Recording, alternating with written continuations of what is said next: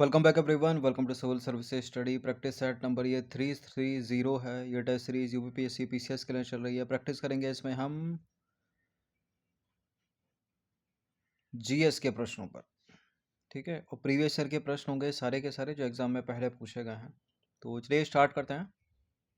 Question number 1 है यहाँ पर, किसे जलप्रपातों का शहर के रूप में जाना जाता है? रांची को, नैनीताल को, शिमला को या मनाली को? जलप्रपातों के का शहर के रूप में जाना जाता है झारखंड का रांची। ऑप्शन नंबर ए है इसका आंसर। झारखंड की राजधानी रांची को जलप्रपातों का शहर के रूप में जाना जाता है। हुंड्रू जलप्रपात जो है वो रांची में स्वर्णरेखा नदी पर निर्मित है। मध्य प्रदेश का जो कान्हा राष्ट्रीय उद्यान है निम्नलिखित में से किसके लिए प्रसिद्ध है? मध्य प्रदेश का कान्हा राष्ट्रीय उद्यान एक टाइगर रिजर्व भी है, तो बाघ के लिए प्रसिद्ध है। ये डी है इसका आंसर। कान्हा टाइगर रिजर्व, जिसे कान्हा राष्ट्रीय उद्यान भी कहा जाता है, भारत के बाघों के लिए प्रसिद्ध है।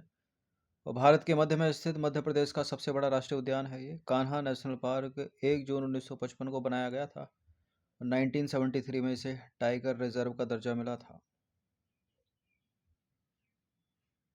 अमरकंटक जो है वो किस नदी का उद्गम स्थल है? अमरकंटक है सोन नदी का उद्गम स्थल। ऑप्शन नंबर डी है इसका आंसर।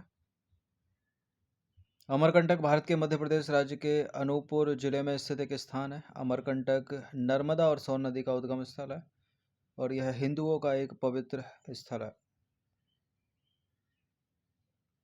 जोहिला नदी है एक, जोहिला किसकी ट्रिब्यूटरी है? किसकी सहायक नदी है जोहिला? महानदी की, गंगा की, नर्मदा की, सोन की?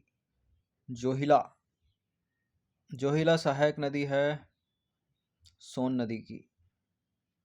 जोहिला सोन नदी की सहायक नदी है। जोहिला नदी जो है वो मध्य प्रदेश के अनूपपुर जिले से निकलती है। जोहिला नदी का उद्गम अमरकंटक से 10 किलोमीटर दूर स्थित ज्वालेश्वर से होता है, तो विकल्प ए करेक्ट हो गया इसका। निम्नलिखित में से कौन सा शहर गोमती नदी के किनारे स्थित है? गोमती नदी निकलती है फुलहर झील से यानी गोमलताल से।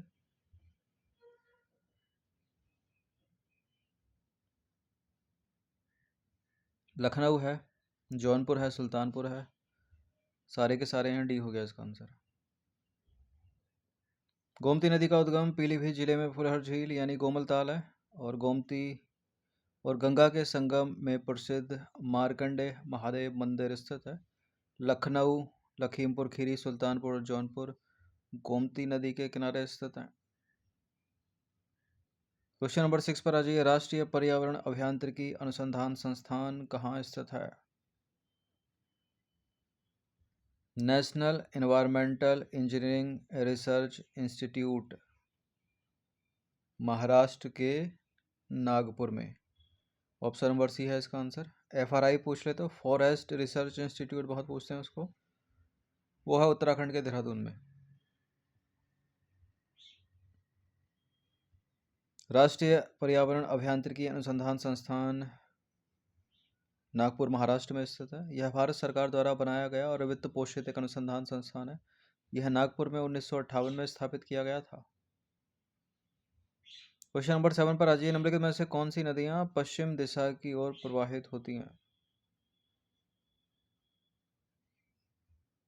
तो ये हो गई पश्चिम दिशा की ओर बहने वाली नदियां। इधर हो गई पूर्ववाहिनी नदियां, यानी ये अरब सागर में गिरेंगी और ये बंगाल की खाड़ी में गिरेंगी। साबरमती है, लूनी है, नर्मदा है, माही है। ये चारों की चारों नदियां पश्चिम वाहिनी नदियां हैं। डी हो गया इसका आंसर 1 2 3 4। नर्मदा, ताप्ती, साबरमती, माही, लूनी आदि नदियां पश्चिम दिशा की ओर प्रवाहित होती हैं। इसके विपरीत कृष्णा, कावेरी, गंगा आदि नदियां ये पूर्व दिशा की ओर प्रवाहित होती हैं और बंगाल की खाड़ी में अपना जल विसर्जन करती हैं। क्वेश्चन नंबर 8 पर आ जाइए। किस राज्य में भारत का पहला ग्रेन एटीएम या अनाज एटीएम स्थापित हुआ था? ये हरियाणा में हुआ था। ऑप्शन नंबर ए है इसका आंसर 21-22 में।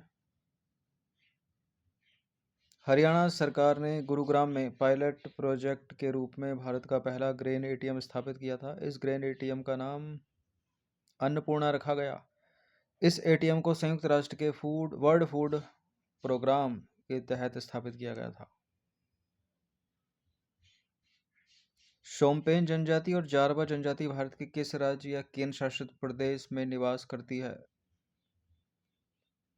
ये उसी केंद्र शासित प्रदेश या राज्य में निवास करती है जिसमें सेंटिली, ठीक है, जनजाति निवास करती है। यह है अंडमान निकोबार द्वीप समूह, ऑप्शन नंबर डी। देखिए, अंडमान निकोबार द्वीप समूह में 6 अधिसूचित अनुसूचित जनजातियां यानी शेड्यूल्ड ट्राइब निवास करती हैं। निकोबारी जनजाति के अलावा 5 अन्य जनजातियां जो हैं वो विशेष रूप से कमजोर जनजातीय समूहों में सूचीबद्ध हैं, यानी पीबीटीजीएस, पर्टिकुलरली वुल्नरेबल ट्राइबल ग्रुप्स। कौन कौन सी हैं वो? जारवा जनजाति, ओंगे जनजाति, ग्रेट अंडमानी, शोम्पेन और सेंटिनेली जनजाति। क्वेश्चन नंबर 10, खड़कवासला बांध भारत के किस राज्य में स्थित है? यह है महाराष्ट्र में, ऑप्शन नंबर ए है इसका आंसर।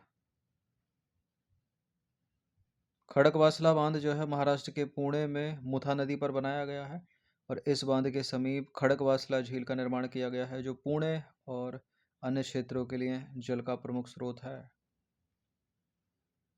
निम्नलिखित में से कौन सा राष्ट्रीय उद्यान असम में स्थित है?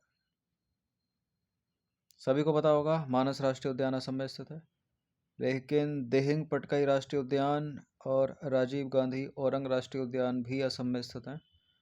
तो सारे के सारे हो गए, डी है इसका आंसर। 7 राष्ट्रीय उद्यान है असम में। असम में 7 राष्ट्रीय उद्यान है, सातों के नाम इंपॉर्टेंट है। मानस राष्ट्रीय उद्यान कॉम्पिटिटिव एग्जाम का फेवरेट, बहुत पूछते हैं इसको। कांजीरंगा राष्ट्रीय उद्यान बहुत पूछते हैं। दिहिंग पटकाई राष्ट्रीय उद्यान का नाम भी याद रखिएगा। डिब्रू सैखोवा राष्ट्रीय उद्यान का नाम याद रखिएगा। राजीव गांधी औरंग राष्ट्रीय उद्यान, नामेरी राष्ट्रीय उद्यान और 7वां है रायमोना राष्ट्रीय उद्यान। इन सभी टेस्ट का फुल टेस्ट सीरीज परचेज कर सकते हैं नंबर इस पर कॉल या व्हाट्सएप करके। क्वेश्चन नंबर 12 पर आ जाइए। आर्यभट्ट प्रेक्षण विज्ञान अनुसंधान संस्थान उत्तराखंड के निम्नलिखित में से किस जिले में स्थित है? आर्यभट्ट प्रेक्षण विज्ञान अनुसंधान संस्थान उत्तराखंड के नैनीताल में है ये, ऑप्शन नंबर ए है इसका आंसर। एरीज यानी Aryabhatta research institute of observation sciences, ठीक है, ये संक्षिप्त नाम है। इसका संक्षिप्त नाम क्या है? एरीज। यह अवलोकन संबंधी खगोल विज्ञान और खगोल भौतिकी और वायुमंडलीय विज्ञान में विशेषज्ञता रखता है और यह नैनीताल उत्तराखंड में स्थित है। क्वेश्चन नंबर 13 पर आ जाइए। नेशनल इंस्टीट्यूट ऑफ वायरोलॉजी निम्नलिखित में से किस स्थान पर स्थित है? बेंगलुरु में, नई दिल्ली में, पुणे या मैसूर में? National institute of virology Maharashtra के पुणे में है ये, ऑप्शन नंबर बी है इसका answer. National institute of virology Indian council of medical research के प्रमुख संस्थानों में से एक है। यह पुणे महाराष्ट्र में स्थित है। और national institute of virology hepatitis और इन्फ्लुएंजा का राष्ट्रीय केंद्र भी है।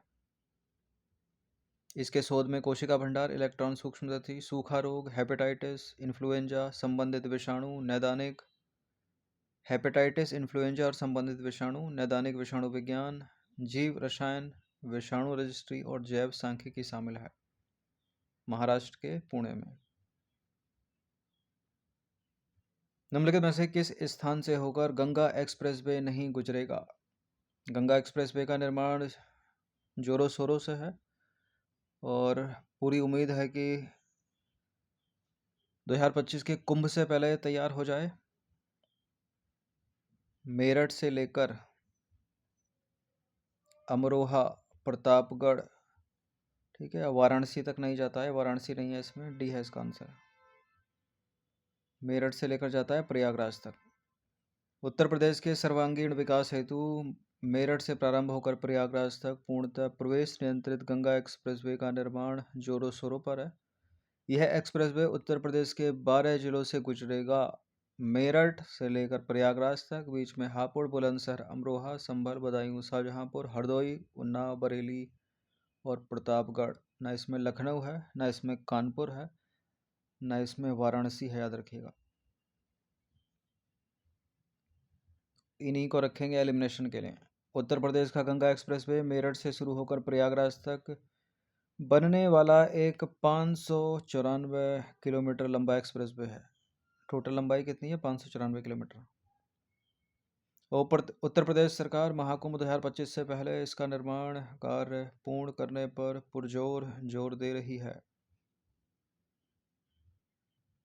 15 प्रश्न ही एडेड थे इसमें और ये अंतिम प्रश्न होने वाला है। निम्नलिखित कथनों पर विचार करेंगे। दो कथन है यहाँ पर, कौन सा इसमें सही होगा? 1857 का भारतीय विद्रोह भारत में ब्रिटिश ईस्ट इंडिया कंपनी के शासन के खिलाफ एक व्यापक और सफल विद्रोह था। चार्ल्स जॉन कैनिंग 1857 के भारतीय विद्रोह के दौरान भारत का राजनेता और गवर्नर जनरल था। कौन सा इसमें सही है? देखिए, 1857 का विद्रोह, 1857 का भारतीय विद्रोह भारत में ब्रिटिश ईस्ट इंडिया कंपनी के शासन के खिलाफ एक व्यापक, ठीक है यहाँ तक, और असफल विद्रोह था। ठीक है, सफल नहीं हो पाया था ये, अंग्रेजों ने दबा दिया था इसको, ये असफल विद्रोह था, तो गलत है पहला वाला स्टेटमेंट। चार्ल्स जॉन कैनिंग या Lord Canning? Charles John Canning ये पूरा नाम है, ठीक है, ये लॉर्ड कैनिंग ही है। 1857 के भारतीय विद्रोह के दौरान भारत का राजनेता और गवर्नर जनरल था। 1858 में फिर क्राउन का शासन आ गया था, तो इसको 1858 में भारत का वायसराय बनाया गया था। केवल दो यहाँ पर सही है, पहला वाला जो है वो गलत है। 1857 का भारतीय विद्रोह भारत में ब्रिटिश ईस्ट इंडिया कंपनी के शासन के खिलाफ एक व्यापक लेकिन असफल विद्रोह था, जिसने ब्रिटिश राज की ओर से एक संप्रभु शक्ति के रूप में काम किया। तो पहला वाला तो गलत हो गया। चार्ल्स जॉन कैनिंग यानी लॉर्ड कैनिंग ही 1857 के भारतीय विद्रोह के दौरान भारत का राजनेता और गवर्नर जनरल था, तो दूसरा वाला करेक्ट है। और वह 1858 में भारत का पहला वायसराय बना था, क्योंकि 1858 में कंपनी का शासन समाप्त हो गया था और क्राउन के हाथों में चला गया था शासन। चलिए, तो 15 प्रश्न थे स्टैटिक जीके और प्रीवियस ईयर के प्रश्न हैं, सारे के सारे इंपॉर्टेंट हैं। इनकी प्रैक्टिस 1 से 2 बार कर लीजिएगा। धन्यवाद।